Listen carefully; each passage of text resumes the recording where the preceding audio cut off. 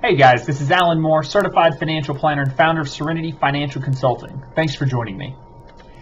As a financial planner, people tend to hold me to a very high standard when it comes to spending. It's almost as if people believe that because I'm a financial planner, I tend to be very frugal and never spend money.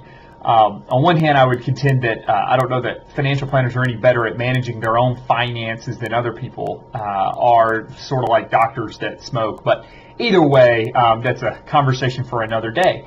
I frequently hear things like, as a financial planner, you'll appreciate, followed by something about how they save money on a recent expense. And although I do appreciate it, and I love to hear how people are saving money, sometimes it's okay that I spend money as well. So I recently signed up at a CrossFit gym. It's a new one in the area, and if you're not familiar with CrossFit, it's a wonderful workout program. Anyway, I'll absolutely love it. But my gym membership is just over $100 a month. Okay, the reaction from this decision was swift. You're spending how much money on a gym membership? I thought you, above all people, would be better at managing your money. So I'm paraphrasing, of course, but the overall reaction wasn't all that positive. If you frequent this blog, you know that I'm a huge proponent of tracking your spending, living frugally, living within your means. And that's all certainly true. But above all, I believe in conscious spending. So I know that I just don't do well when I work out by myself. Some people, like my wife, can go out and they can run every day by themselves and they do it well. And it's amazing to me. I don't. I much prefer being in a group setting. Sometimes I need that extra motivation kick at 6:30 in the morning. So that's why I've chosen to spend additional money on my gym membership, because I want to practice conscious spending.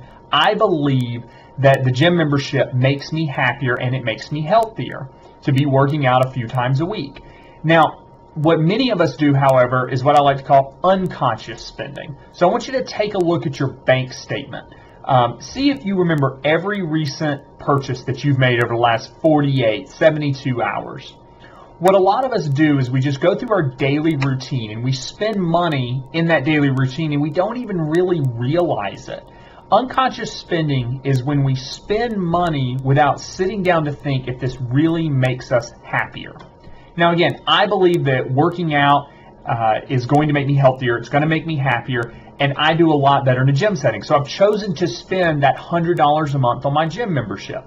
That expense is offset by the fact that I try not to spend money on things that don't make me happy. I don't drive a new car, I don't buy expensive clothes, we don't eat out every weekend, because those things don't add to my level of happiness. They may add to yours, and that's okay, and maybe the gym membership doesn't add to your level of happiness, so you shouldn't spend money on it. Let's say you really love NFL football and you really want the NFL Sunday ticket. If you think that it's going to make you happier and you're convinced of that and you've sat down, you've thought that through, and you have the money, I don't want you putting it on your credit card, then goodness sake, go get the NFL Sunday ticket. Offset that new expense that you believe is going to make you happier by reducing expenses in other areas, such as skip the Starbucks coffee and brew a cup at home or at the office. You will be absolutely amazed at the positive changes that will happen in your life whenever you ask yourself the question, every time you go to spend money, will this make me happier?